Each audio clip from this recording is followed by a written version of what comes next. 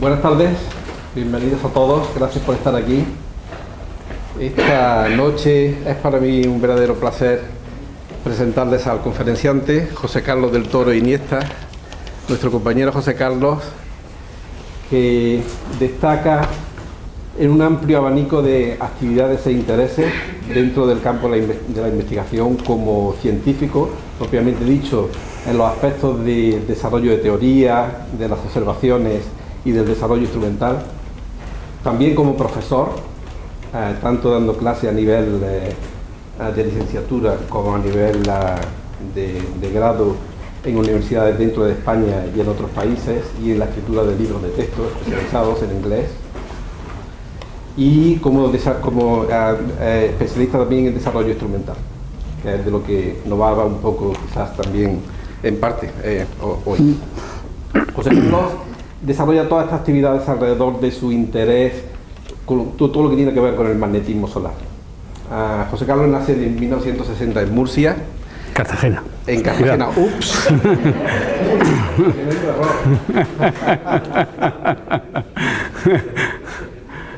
Estudió la licenciatura en física la primera mitad aquí en la Universidad de Granada y la especialidad en astrofísica en la Universidad de La Laguna.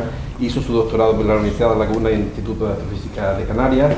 Luego tuvo una estancia postdoctoral en la compañía o en la Lockheed,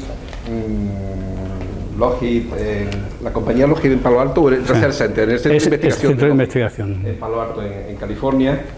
Y hizo toda la primera fase de desarrollo postdoctoral. Después de Estados Unidos estuvo en el Instituto de Astrofísica de Canarias. Desde 1998 está aquí nuestro compañero en el Instituto de Astrofísica de Andalucía, del que fue director entre 2004 y 2007. Como profesor ha dado clases en la Universidad de La Laguna, en la Universidad de Granada y en Madrid, en el INTA, el Instituto Nacional de Técnica Aeroespacial. Ha dado clases también en Austria, en Alemania, en 2 universidades en Japón, y como mencioné antes, ha escrito un libro publicado por la Cambridge University Press sobre introducción a la espectropolarimetría, un libro de texto especializado en inglés.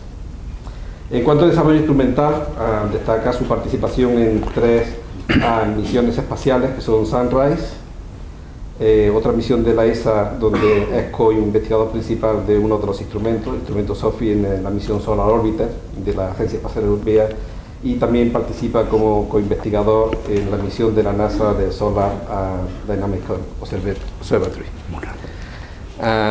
Y cuando quieras, gracias, José Carlos. Muchas gracias, Enrique. Y buenas tardes a todos y gracias por venir esta tarde a pasar un rato conmigo. A pesar del título así medio extraño, y yo he tratado un poco que provocador, en realidad de lo que quiero hablarles hoy es de Solar Orbiter. Solar Orbiter es una misión de la ESA, y además su logotipo, en realidad, como normalmente hace la ESA, hay que colocarlo de esta otra manera. Me pueden entonces preguntar por qué este caballero se le ha ocurrido titular Historia de un planeta canijo. ¿Por qué un planeta? Pues básicamente porque quiero enfatizar que, aunque incluso nosotros los profesionales a veces nos referimos a los vehículos espaciales como satélites artificiales, muchos no lo son. Por ejemplo, los Voyager se han marchado de los confines del sistema solar y están por ahí viajando, no están orbitando alrededor de nada. Otros son satélites, pero de satélites propiamente dichos, como el caso de la misión Cassini-Huygens, que orbita alrededor de Titán, un satélite de Saturno. En tal misión hay participación de este instituto, por cierto, también. Y nuestro instrumento, como su propio nombre indica, va a orbitar el Sol.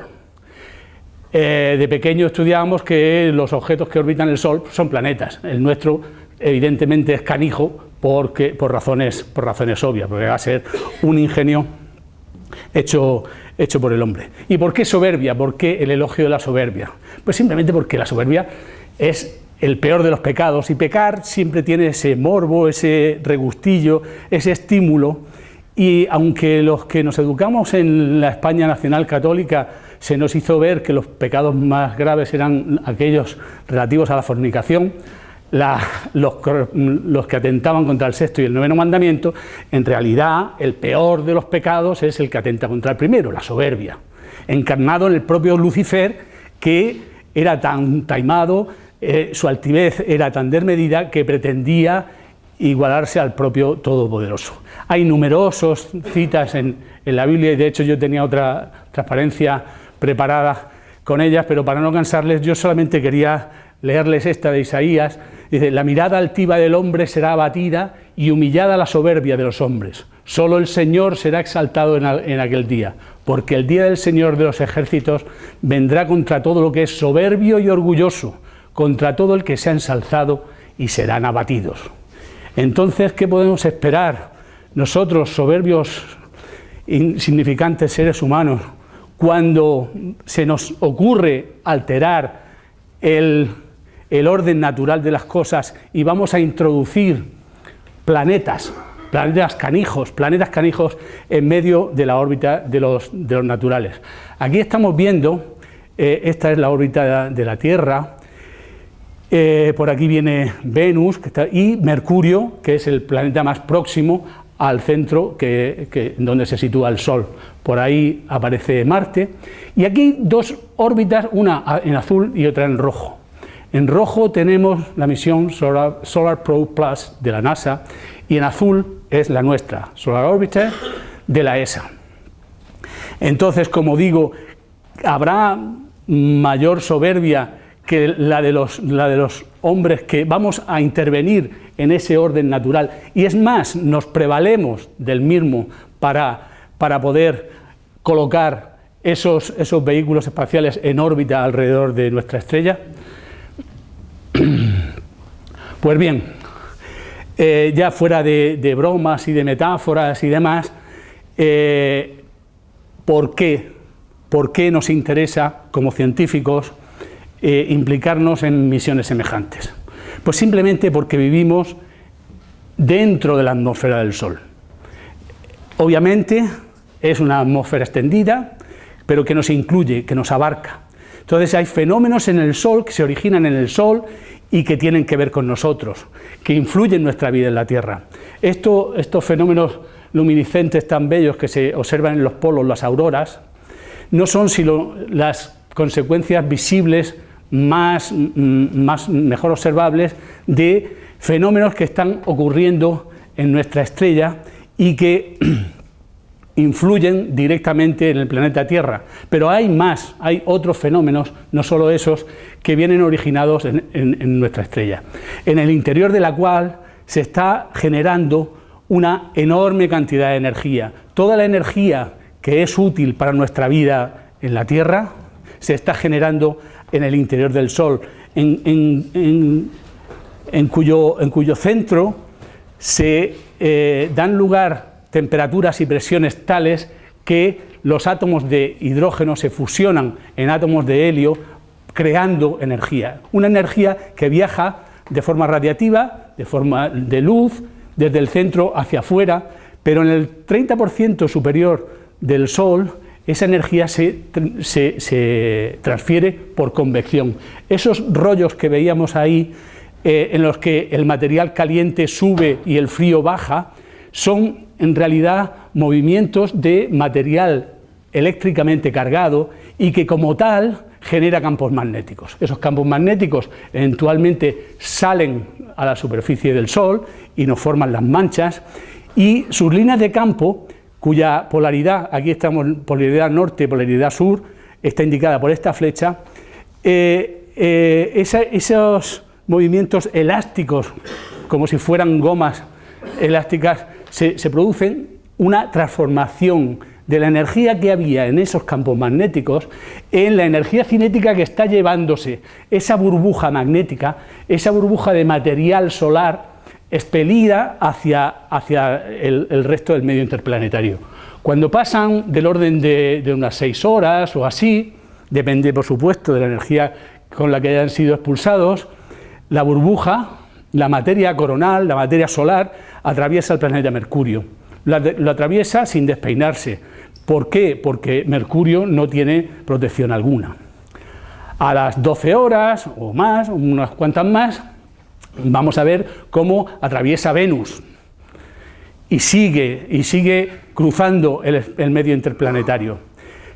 Después se va a encontrar con la Tierra, pero la Tierra tiene un escudo defensor natural, ¿cuál es? Su campo magnético. Como vamos a ver en un instante, ese campo magnético, cuando es de polaridad opuesta, fíjense que las flechas están opuestas a estas de aquí, al chocar el material solar con el campo magnético, se produce el mismo fenómeno de reconexión que se produjo anteriormente en el Sol, y de nuevo se transforma la energía que arrastra el campo magnético en energía cinética de partículas que viajan hacia los polos de la Tierra, dando lugar a las auroras. Pero cuando esa energía es suficientemente alta, el impacto de las partículas solares pueden producir efectos en latitudes más bajas. De hecho, se conoce que se han visto auroras incluso a latitudes en Canarias, ¿de acuerdo? Pero no son solo esos fenómenos tan bellos los que se originan, sino que también hay fenómenos nocivos. Fenómenos nocivos no para el planeta Tierra. Estos fenómenos han tenido lugar los mismos 5.000 millones de años que tiene el Sol como estrella en la secuencia principal, sino nocivos para nuestra sociedad, que es cada vez más dependiente de la tecnología. Esas partículas altamente energéticas pueden llegar a desviar los satélites GPS con los que nos guiamos cuando vamos por la carretera. Pueden interrumpir nuestras conversaciones por teléfono, cuando nosotros vemos la tele y para ello necesitamos los satélites, los barcos, incluso la vida de seres humanos se puede ver comprometida, la de los astronautas en la Estación Espacial Internacional o la de los pasajeros de vuelos transoceánicos que cruzan los polos. En fin, toda esa serie de fenómenos que pueden tener relevancia para nuestra vida en la Tierra hacen que nos preocupemos por lo que se ha dado en llamar el clima espacial, por lo que ocurre en el Sol y es relevante para nuestra vida en la Tierra. Eso hace que la Agencia Espacial Europea, en combinación con NASA, defina los objetivos científicos que va a tener la misión Solar Orbiter. En concreto, esta misión debe responder a estas 4 preguntas fundamentales. ¿Qué gobierna el viento solar y dónde se origina el campo magnético de la corona? ¿Cómo gobierna la variabilidad heliosférica? La heliosfera es la esfera que rodea nuestra estrella. Nosotros somos parte de la heliosfera. Los fenómenos transitorios en el Sol que hemos visto en la película. ¿Cómo se hacen las erupciones solares? ¿Cómo hacen las erupciones solares para llenar la heliosfera con radiación de partículas energéticas? Y por último, ¿cómo trabaja la dinamo solar y gobierna la conexión entre el Sol y la heliosfera? La dinamo solar no es nada más que el generador de esos campos magnéticos. Los que tenemos cierta edad y hemos aprendido a montar en bici, teníamos una dinamo que permitía el alumbrado de la bombillita. Pues en el Sol se produce el fenómeno contrario. En la dinámica de la bici, la energía de rotación del campo magnético se traduce en una corriente eléctrica. Aquí los campos magnéticos se generan por rotación de partículas cargadas por una corriente eléctrica, entonces está generando un campo magnético. En fin, esas son las 4 grandes preguntas y los seres humanos somos tan soberbios que hemos dicho, venga, vamos a mandar eso ahí, vamos a utilizar, como vamos a ver seriamente, los planetas mismos para llevar este ingenio al interior del sistema solar. Y aquí, en esta nave, pues estamos viendo varias cosas. La antena de alta ganancia que nos permite comunicar con la Tierra, los paneles de doble cara, los paneles solares que permiten su alimentación. Este es el escudo calorífugo que protege la nave del ambiente hostil que va a encontrarse. Imagínense, nos vamos a acercar al Sol a la distancia de Mercurio, 30% de la distancia de la Tierra. O sea, vamos a estar muy, muy cerquita. Y ahí han visto 2 baterías de instrumentos, 2 grupos de instrumentos. Primero, los de sondeo remoto, los que vamos a estar mirando al Sol, y los otros dispuestos, incluso algunos a lo largo de esas antenas desplegables, que van a estar midiendo literalmente las partículas que nos encontremos en nuestro viaje. Un viaje que es en sí apasionante. Si se dan cuenta de la preciosa danza que efectúa la nave desde que es lanzada y va encontrándose primero con Venus, que lo dirige hacia la Tierra. La Tierra le vuelve a dar un impulso que lo dirige otra vez hacia Venus, después hacia la Tierra. Después de la segunda asistencia gravitatoria con la Tierra ya comienzan las observaciones científicas, pero si se dan cuenta, como antes mencionaba, la órbita se está saliendo del plano en el que está la Tierra. Nos salimos del plano de la eclíptica y eso va a ser vital para poder ver los polos del Sol desde arriba. ¿De acuerdo? Los polos del Sol nunca se inclinan respecto a la perpendicular, al plano de la órbita de la Tierra, más que 7 grados. Con lo cual, nuestro ángulo de visión es bastante pobre. Al subir, al levantarnos por encima del plano de la eclíptica, lo veremos mucho mejor. Estas 3 ventanas de máxima y mínima heliolatitud y de máximo acercamiento van a ser las ventanas en las que operemos los instrumentos de sondeo remoto, mientras que los instrumentos de medida local lo van a hacer durante todo el viaje. Bueno, estos son los instrumentos. Y para que se hagan cargo de lo que es una misión como esta, me he dedicado a poner las banderitas para que se den cuenta que tras el trabajo que hay en la misión, hay muchos países, dentro de esos países muchas instituciones implicadas, y cada uno de los instrumentos de lo que se denomina carga de pago o la carga científica de la misión, que es construida por verdaderos consorcios de instituciones que se juntan para hacer cada uno de esos consorcios un instrumento. Estos son los de medida local, y tenemos el detector de partículas energéticas, que está liderado por la Universidad de Alcalá y la de Kiel, de España y Alemania, el magnetómetro, cuyo liderazgo es británico, el analizador de las ondas de radio del plasma del viento solar, que es francés, el Solar Wind Analyzer, el analizador del viento solar, que de nuevo es británico, y luego vienen los gordos. Los gordos somos los de sondeo remoto. Entre ellos, el más gordo, el más grande, el que más masa tiene asignada y el que más potencia consume, es el nuestro, el PHI, Polarimetric and Helioseismic Imager, que está liderado por el Instituto Max Planck de Investigaciones del Sistema Solar y nuestro propio instituto. Luego es germano-español, aunque como veremos hay otros países que trabajan también. El imaginador en el ultravioleta extremo, que tiene liderazgo belga, el coronógrafo, que es italiano, de liderazgo italiano, el imaginador de la heliosfera, un aparato para hacer imagen de la heliosfera extendida, que es americano, por eso es colaboración con NASA. NASA, además de este instrumento, pone el lanzador. SPICE es un espectrógrafo ultravioleta que no tiene liderazgo de ningún país, sino de la propia agencia espacial. Y por último, el espectrógrafo de rayos X, que se construye bajo el liderazgo de Suiza.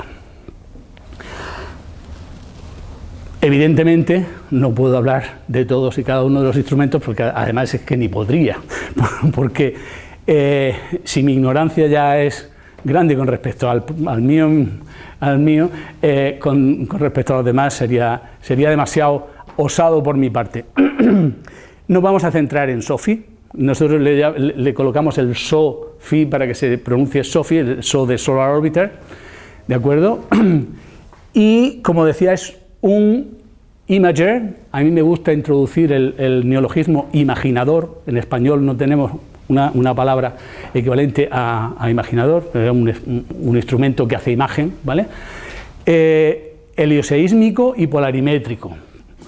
Ahora veremos qué quiere decir eso, ¿de acuerdo? Para Solar Orbiter. Y esos objetivos científicos fundamentales de la misión se traducen en objetivos fundamentales para nuestro instrumento. Entonces, a nuestro instrumento le corresponde estudiar los vínculos entre las distintas capas de la atmósfera solar, entre la superficie, cuyo campo magnético vamos a medir, y las capas superiores que van a estar siendo observadas por los otros instrumentos, y ello va a ser mediante nuestra cartografía del vector campo magnético, y como digo aquí, es un estudio que tenemos que hacer en combinación con los otros instrumentos. También va a ser en combinación con otros instrumentos el estudio del balance energético, de la dinámica y de la estructura detallada de los campos magnéticos solares. Pero vamos a ser el único instrumento a bordo de la nave que va a poder responder a la cuarta pregunta fundamental de la misión. Por lo tanto, nuestro instrumento es realmente crucial para la misión, porque vamos a hacer heliosismología. La heliosismología, como su nombre indica, va a estudiar seísmos en el Sol. Vamos básicamente a utilizar las técnicas que emplean los geólogos y geofísicos para entender la composición del interior de la Tierra. Nosotros las utilizamos para entender cuál es el interior del Sol. ¿De acuerdo? Así que con nuestro instrumento nosotros vamos a aportar conocimientos sobre el interior del Sol, y el resto de instrumentos va a cubrir toda la heliosfera, ¿de acuerdo? No solo lo que entendemos por el Sol como estrella, sino también ese medio interplanetario por el que vamos a viajar. Bueno, pues si nosotros tenemos que hacer cartografía, tenemos que hacer mapas, tenemos que hacer imagen, necesitamos un imaginador, y eso lo vamos a realizar con 2 telescopios. Nuestro instrumento lleva, no uno, somos muy chulos, y llevamos 2 telescopios. Uno que ambos van a trabajar alternativamente. Uno va a formar imagen del disco completo, el Full Disk Telescope, FDT, luego verán las siglas FDT, y el HRT, que es el High Resolution Telescope, un telescopio que va a observar una cierta región del Sol, escogida por nosotros, en alta resolución. Tenemos que hacer magnetometría, queremos medir campos magnéticos. Para medir campos magnéticos necesitamos medir la polarización. Estamos metiendo palabras, ¿vale? La polarización de la luz es una característica de la misma tan normal como su intensidad, todos lo entendemos, el brillo, o como la longitud de onda, ¿de acuerdo? Porque la luz es una onda electromagnética. La onda electromagnética es una oscilación en un determinado plano, ¿de acuerdo? Y la orientación de ese plano se mide midiendo esa polarización, ¿de acuerdo? Entonces, cuando hablamos de polarización, estamos midiendo esa otra característica de la luz. Nosotros la necesitamos porque justo nos da la información del campo magnético, ¿de acuerdo? Y eso lo vamos a hacer con estos señores, con los retardadores ópticos de cristal líquido, Rockley. Luego comentaré un poquito más sobre ellos, porque son uno de los dispositivos singulares de nuestra misión, una tecnología que no ha volado jamás en el espacio y que además es íntegramente española, y la estamos poniendo por primera vez en una nave espacial. Tacografía. Queremos hacer mapas de la velocidad del plasma. Para ello necesitamos hacer espectroscopía. Los asiduos de estas conferencias saben que los astrónomos medimos la velocidad a lo largo de la línea de visión. Nosotros no podemos medir las 3 componentes del vector velocidad, porque solo sabemos medir cuánto se aleja, cuán rápido se aleja o se acerca un objeto, ¿de acuerdo? Y eso lo hacemos, perdón, con espectroscopía, mirando líneas espectrales que se desplazan cuando están emitidas por objetos que se mueven, ¿de acuerdo? Entonces eso lo vamos a hacer utilizando un interferómetro Fabry-Perot sólido de niobate de litio. Aunque está fabricado en Australia, de hecho ellos son los únicos en el mundo que lo fabrican, el empleo espacial de ese dispositivo también es tecnología española. Y bueno, como ocurre en todos estos instrumentos, el nuestro tiene precursores. Aquí tienen MDI, que está volando en SOHO, que todavía está dando guerra, de la Agencia Espacial Europea. Este corresponde a Flare Genesis, un experimento fallido, hay que decir. Fue un globo americano que voló 2 veces y ninguna de las 2 dio resultados. Este tercero también es americano y está volando a bordo del satélite japonés. Este sí es un satélite Hinode. Y por último tenemos el HMI, el Heliographic Magnetic Imager, que está volando en la misión de NASA Solar Dynamics Observatory. Si se dan cuenta, todos estos instrumentos tienen nacionalidad norteamericana. Afortunadamente, nosotros tenemos un precursor europeo, y en concreto español, y se trata de IMAX. IMAX son las siglas de Imaging Magnetograph Experiment.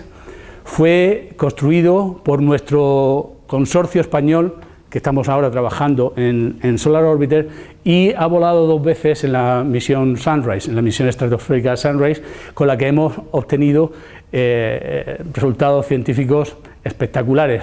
Pero además hemos conseguido demostrar que esas tecnologías, los Rockley y los etalones, se pueden utilizar en el espacio. Y eso nos pone de alguna manera en la cabeza de futuros empleos de esas tecnologías.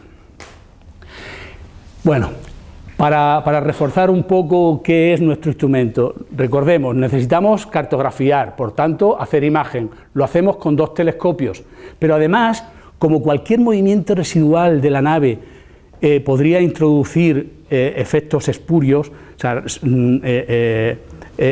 aparte de emborronar la imagen, nos introduciría señales de velocidad y de campo magnético erróneos, necesitamos llevar un sistema estabilizador de la imagen, que en tiempo real esté corrigiendo esos defectos que nos introducen las vibraciones de la nave. Y para que vean un poquito en detalle, este es el modelo estructural y térmico de la unidad óptica. Tiene estas 2 placas sujetas por una estructura Serrurier. Aquí vemos ¿cómo se dice?, el sustrato del telescopio, del espejo primario del telescopio de alta resolución. Ese es el camino óptico común de ambos telescopios. Este es el telescopio de disco entero.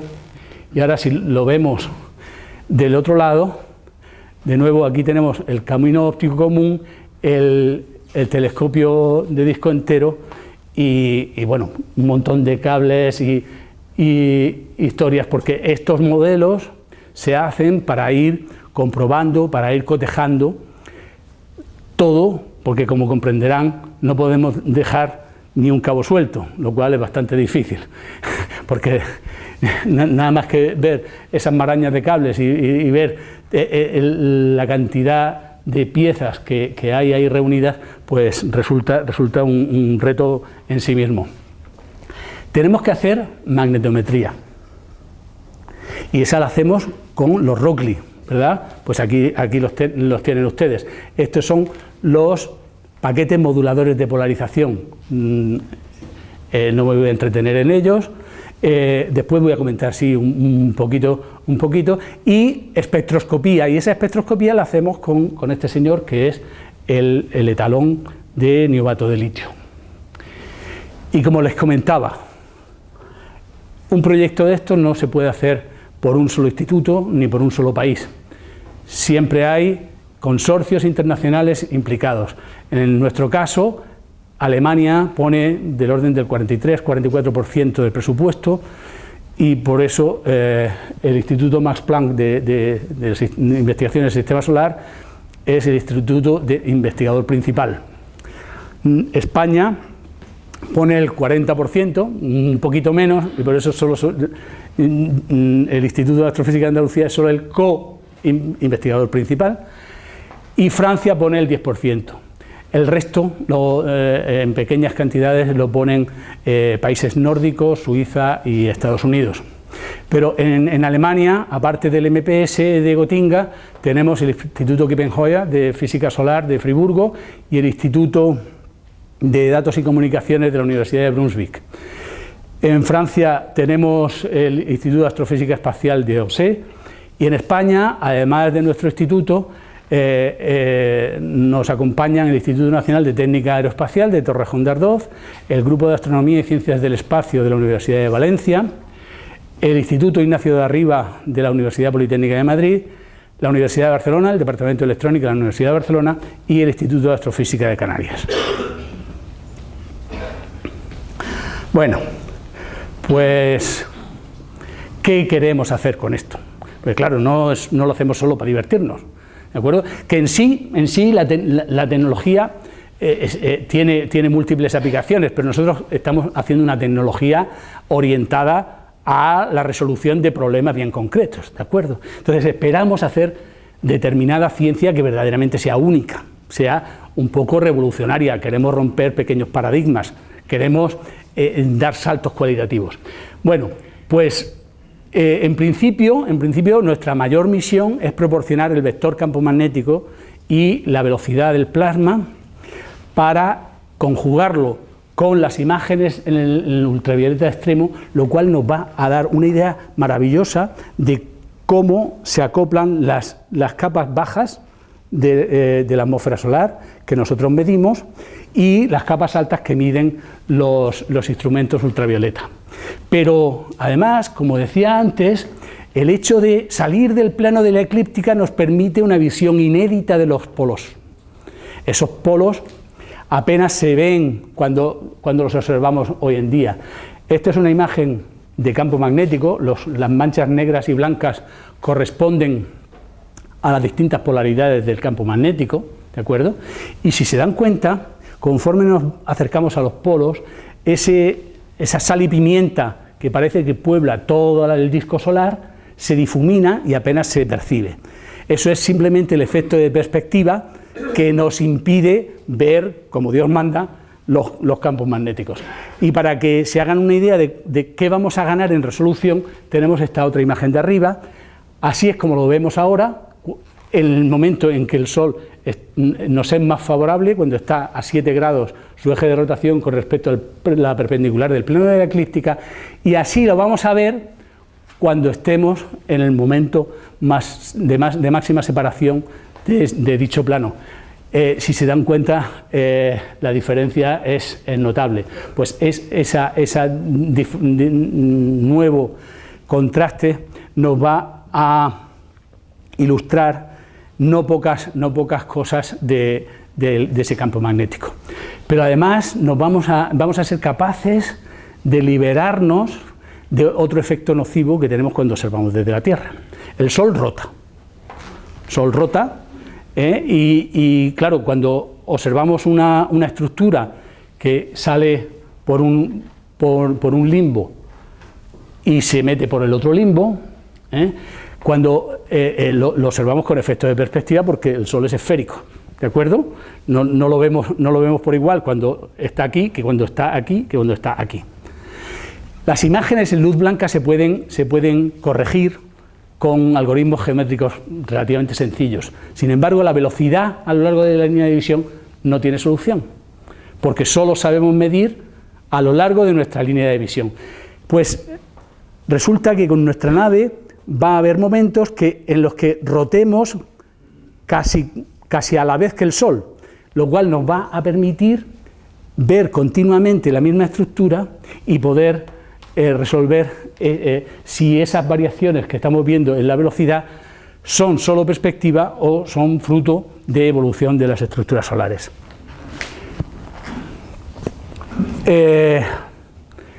Vamos a tener un chisme muy cercano al Sol y va a tener, como han visto, distintas situaciones relativas con respecto a la Tierra.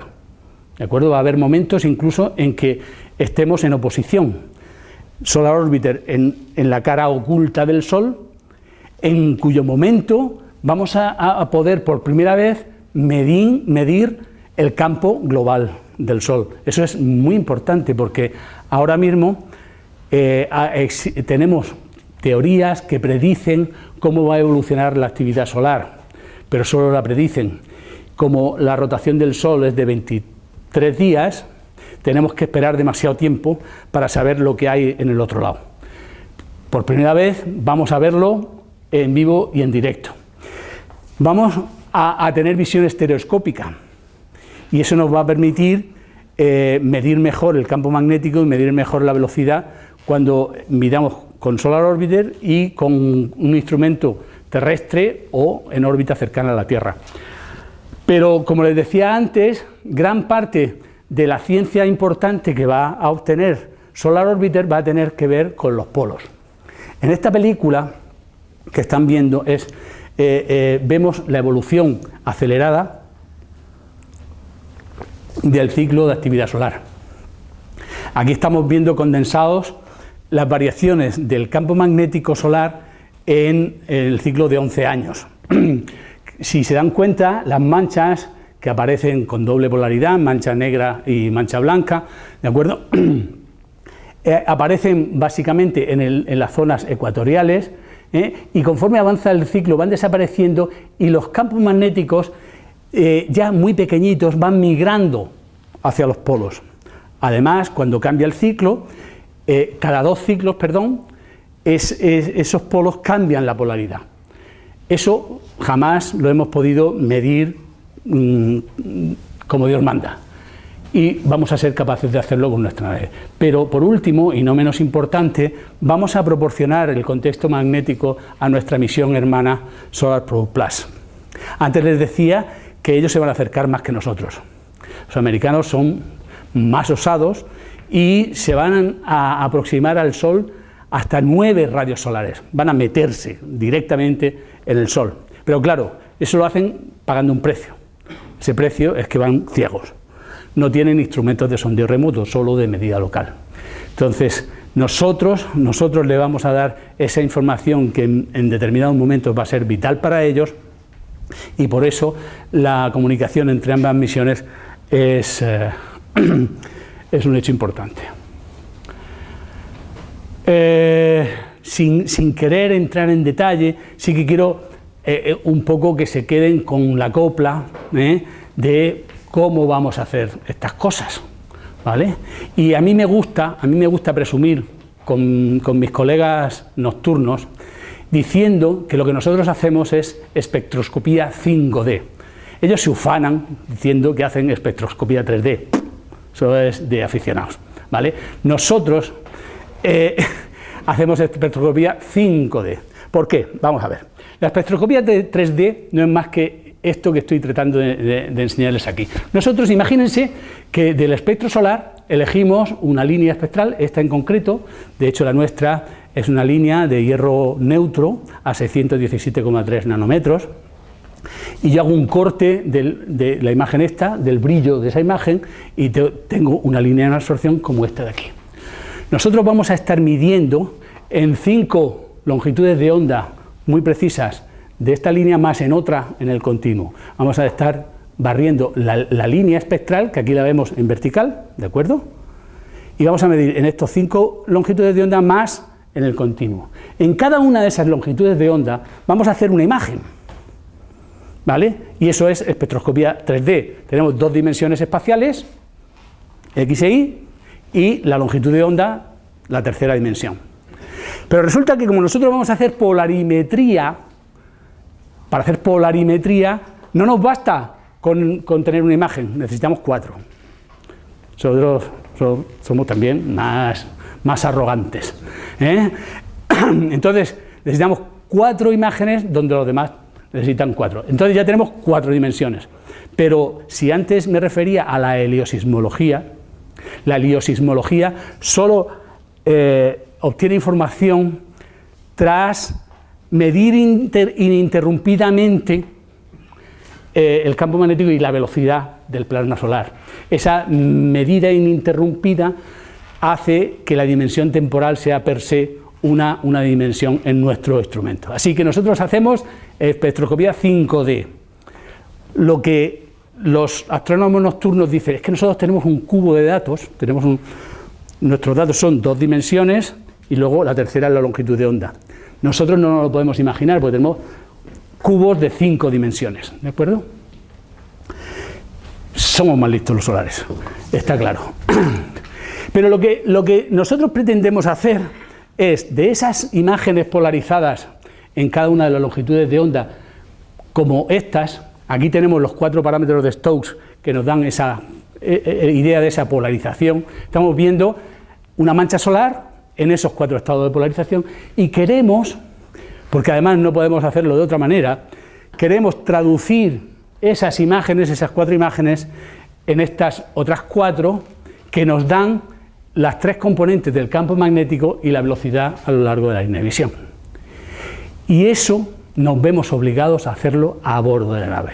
Eso es otra de las mayores osadías en que incurrimos en nuestra misión, en nuestro instrumento en concreto. Eso es algo que el 99,5% de mis colegas nos dicen que estamos locos. Jamás un astrónomo se fía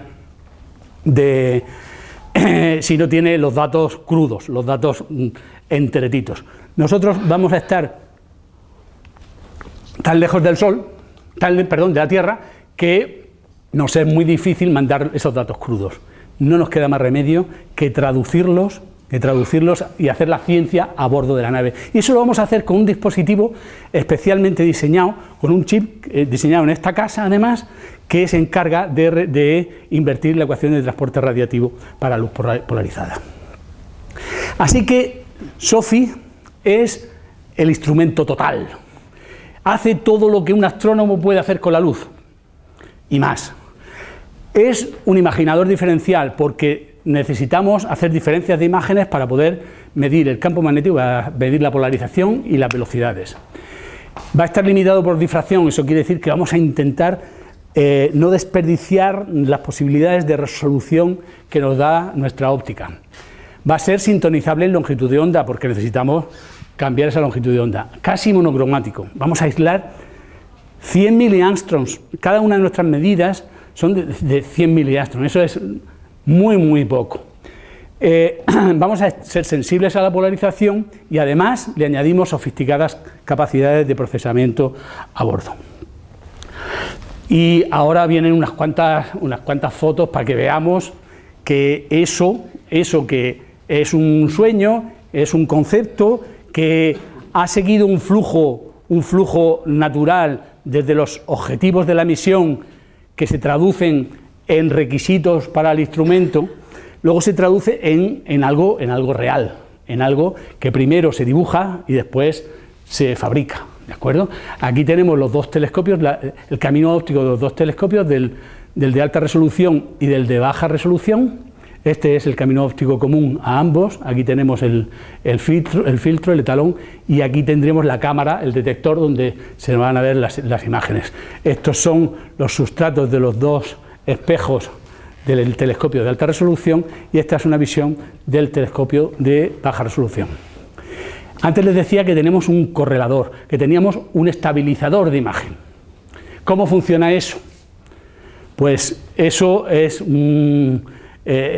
aunque es bastante estándar, es muy ingenioso. Este es el telescopio de alta resolución, su espejo primario, y aquí tenemos el secundario, que es un espejo ágil. Es un espejo que se puede mover, tiene actuadores que lo permiten moverse, ¿de acuerdo?, en 2 ejes. Entonces, la luz viene por aquí, va para allá, por aquí pasaría al resto del instrumento y parte de esa luz, un trocito, nos lo quedamos. Y aquí tenemos una cámara especial de ese correlador que lo que hace es comparar, lo que hace es estar midiendo, haciendo imagen y esa imagen en el cerebro del instrumento, en la DPU, se compara con una imagen de referencia, y las diferencias relativas entre ambas indican al sistema cómo tiene que mover el espejo ágil para, en tiempo real, corregir lo que está mal. Lo que veíamos antes, de verdad, lo tenemos aquí en dibujo. Es que me encantan estos dibujos nunca había pensado yo meterme en líos de estos, pero una vez que me relaciono con ingenieros, veo que hacen unas cosas muy bonitas. O sea, los diseños estos son casi más bonitos que las piezas de verdad, porque es que hablan por sí solos. Uno ve aquí y se distingue perfectamente el telescopio de disco entero, el camino óptico, el plano focal. Si lo veo del otro lado, puedo ver el espejo principal, el paquete de modulación de polarización del telescopio de alta resolución, el espejo ágil que está aquí, en fin. Y luego estos lujos de detalles que se gastan. Este es el mecanismo de reenfoque del telescopio grande, el mecanismo de reenfoque del telescopio chico. Son verdaderas maravillas, cada uno de esos pequeños subsistemas que hay en el instrumento. Este es el concepto del espejo ágil, ¿de acuerdo? Y este es el prototipo de ese actuador con el que vamos a mover el espejo ágil. En fin, aquí tenemos los responsables de la polarimetría, los Rockley, retardadores ópticos de cristal líquido. Como es tecnología española, queríamos haber vendido las siglas, pero no hemos convencido a los guiris, y en guiri, en inglés, se llaman LCVRs, pero bueno. Nuestros Rockley son sándwiches de vidrio con un gel en medio. Ese cristal líquido es un gel, de acuerdo, con propiedades electroópticas, al que cuando actuamos eléctricamente cambia sus propiedades de polarización y nos ayuda a medir aquella orientación de la oxidación del campo eléctrico de nuestra luz, ¿de acuerdo? La gracia de estos señores es que no pesan, no ocupan espacio y sustituyen láminas que son verdaderamente pesadas y que son hechas rotar por motores, los cuales introducen ruido en el sistema, vibraciones, cual perjudica la calidad óptica. Y entonces, estas soluciones que se están utilizando tecnológicamente de forma tradicional en otras misiones espaciales, nosotros nos las quitamos de en medio y tan solo con más o menos 15 voltios somos capaces de medir lo que miden esos instrumentos. Pero además, nosotros tenemos que garantizar que los objetivos científicos se cumplen y queremos medir la polarización con precisión de la milésima. Pues eso quiere decir que tenemos que exigir al fabricante que esas placas de vidrio sean verdaderamente planas, porque en el momento que tengan una rugosidad mayor del 4%, se nos estropea. Ya perdemos esa precisión polarimétrica. Pero ese 4% significa unas pocas decenas de nanómetros. Estamos hablando de milésimas o centésimas de micra, la rugosidad que se le puede permitir a las placas. Y además tenemos que controlarlos térmicamente, mantenerlos con precisiones mejores que 0,3 grados. Esto ya es hardware de verdad, es el modelo estructural y térmico de esos moduladores de polarización. Aquí tienen el responsable de la espectroscopía, el etalón sólido de neobatio de litio, pero en realidad, de todo este aparataje, el etalón es este bicho de aquí, solamente. Todo lo demás, toda esta parafernalia, es un horno, un verdadero horno, que hay que hacer especial para tener ese etalón en un baño térmico con precisiones mejores que 45 milikelvin, 4 centésimas de grado. No podemos permitir que las variaciones, mientras que medimos, que las variaciones de la temperatura sean mayores que 4 centésimas de grado, porque en tal caso nuestras medidas serían peores que 100 metros por segundo en el Sol. Nosotros ambicionamos a medir la velocidad del plasma solar con precisiones mejores que 100 metros por segundo. ¿De acuerdo? En fin, de nuevo, el hardware, la pieza de verdad, es esta de aquí. Bueno, pues para gobernar todo esto necesitamos electrónica. ¿De acuerdo? O sea, los instrumentos astronómicos son fundamentalmente ópticos, pero sin electrónica y sin software nada funcionaría. Aquí tenemos el concepto de la electrónica del instrumento, que está basado en una serie de tarjetas, cada una con una funcionalidad específica. Esta es el cerebro del instrumento, la unidad de procesamiento digital. Esta tarjeta es la que controla los mecanismos y los calentadores. Esta está dedicada solo al control del espejo ágil, ¿vale?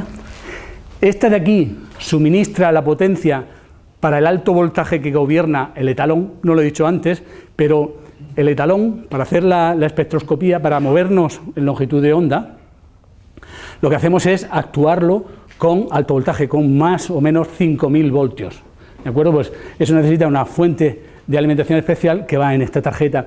Y estos dos señores de aquí, que son exactamente idénticos, son los únicos elementos redundantes de nuestro instrumento, y lo son porque la ESA nos lo exige, son la interfaz con el resto de la plataforma, y son la fuente de alimentación, ¿de acuerdo? Son los módulos convertidores de potencia. Todas estas tarjetas se comunican por un sistema de distribución eléctrico que tenemos aquí y actúan sobre todos estos elementos que son los que se encuentran en el banco óptico. ¿De acuerdo? Aquí tenemos pues el plano focal, el mecanismo de reenfoque del correlador, la cámara del correlador, el mecanismo de selección de telescopios, etcétera, etcétera, etcétera. Cada una de esas tarjetas son como esta de aquí. En concreto esta es la de control de mecanismos y calentadores, que como pueden ver va bien poblada de dispositivos elementales. Y estas tarjetas se montan en una estructura solidaria como esta de aquí, de forma que aquí están las dos fuentes de alimentación, la tarjeta de control de mecanismos, la controladora del espejo ágil, la DPU, el cerebro del instrumento, y por último la fuente de alto voltaje, porque es el elemento más perturbador para no interferir electromagnéticamente con las otras tarjetas, va arriba de todo. Bueno, cuando yo empecé en esta historia no me podía imaginar lo complicado, lo difícil y lo caro que es diseñar cables para el espacio. Los cables son una pesadilla, pero claro, son el vínculo que une las dos partes fundamentales del instrumento. Esta es una visión figurada de cómo se van a disponer en la plataforma del vehículo espacial, ¿de acuerdo? Esta sería la unidad óptica y esta la electrónica, y van unidas por los cables. Y este es el concepto de los cables que están diseñados aquí en esta casa. Bueno, ya estamos terminando, yo no quiero que se cansen, pero sí que quiero hacer una reflexión que seguramente ustedes mismos habrán hecho. Si nos vamos a acercar tanto al Sol, una de dos, o nos vamos de noche o nos freímos, ¿vale? Entonces,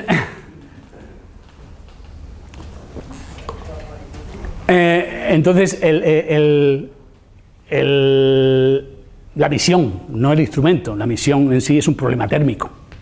El escudo protector de la nave que veíamos ahí tiene una tecnología que se ha desarrollado específicamente para nuestra misión, que era desconocida y por supuesto es el mayor de los secretos, ¿de acuerdo?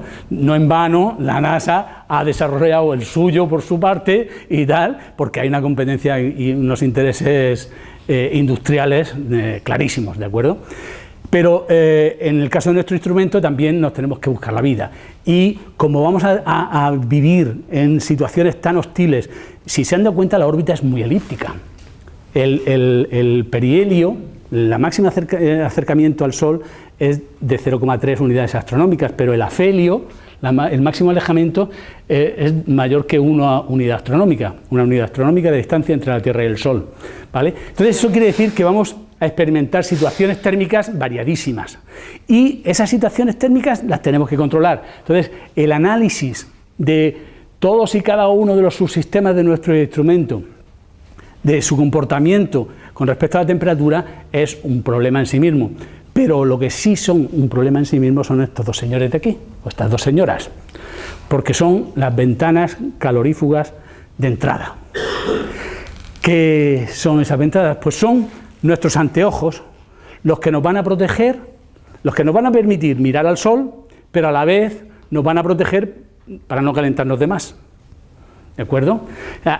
Estas ventanas, de nuevo, gozan de una tecnología inexistente hasta ahora y tienen que rechazar todo el espectro visible excepto 3 angstroms. O sea, una franja estrechísima, unos colores muy precisos del Sol son los que van a ser transmitidos. De hecho, la transmisión es muy buena, un 80%, y el resto se expulsa por reflexión al espacio exterior.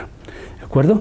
Como pueden entender, diseñar eso es verdaderamente un reto tecnológico en sí mismo. Pero además, esas sujeciones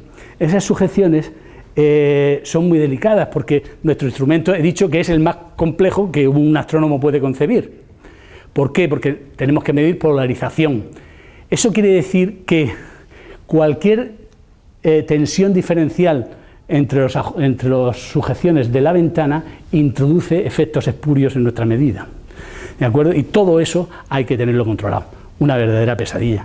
Pero a la vez un reto realmente fascinante.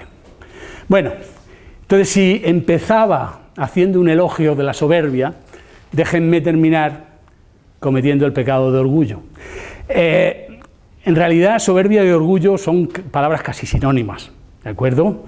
De hecho, preparando esta charla, he descubierto que en inglés, el idioma con un vocabulario más extenso de los que existen en la Tierra, no hay diferencia entre orgullo y soberbia, pero nosotros sí la tenemos. Digamos que el orgullo es como un poquito más venial. Es gordo, es un pecado gordo, pero es un poquito más venial. Y me enorgullezco en pecar por lo que van a ver, porque esta es la lista de las tecnologías críticas de nuestro instrumento, ¿vale? Entonces, como vemos, la primera es las ventanas calorífugas de entrada. Esas ventanas las está desarrollando una industria italiana bajo contrato con el Instituto Alemán. El detector científico también ha tenido que ser específicamente diseñado para nosotros y lo hace una empresa belga bajo contrato con el Instituto Alemán.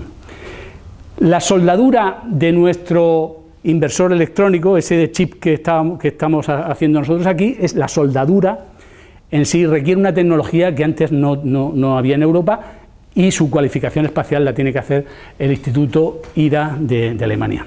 Pero estas otras 3 son tecnología española. Y yo diría que por primera vez va a haber una misión espacial con semejante despliegue de tecnología única española. En concreto, la cualificación espacial de los Rockley y del Etalón son responsabilidad de nuestro grupo, liderados por el INTA, por el Instituto Nacional de Técnica Aeroespacial. Y, por último, y no menos importante, nuestro inversor electrónico en la ecuación de transporte radiativo es el primero que se desarrolla en el mundo y se hace en esta casa. Pero además, me llena de orgullo decir que el instrumento entero hereda no solo tecnología, sino el propio concepto de ese otro instrumento en que nos embarcamos en 2002, ese grupo de instituciones españolas, y que dio lugar al instrumento IMAX, con el que aún hoy en día estamos obteniendo resultados científicos muy buenos. Esos resultados científicos no habrían sido posibles sin la colaboración de los verdaderos artífices de este instrumental, que son los ingenieros. Sin ellos los científicos no podríamos albergar las expectativas que nos permitimos albergar para el futuro de nuestro instrumento. Y en esta sala hay unos cuantos. A mí me gustaría que por favor se levanten y les demos todos un aplauso. Muchas gracias. Por favor. Juanpe, Dani, María, venga. Juanpe, levántate. Son muchos más, pero me han dejado la estacada. Muchas gracias a todos. Buenas tardes.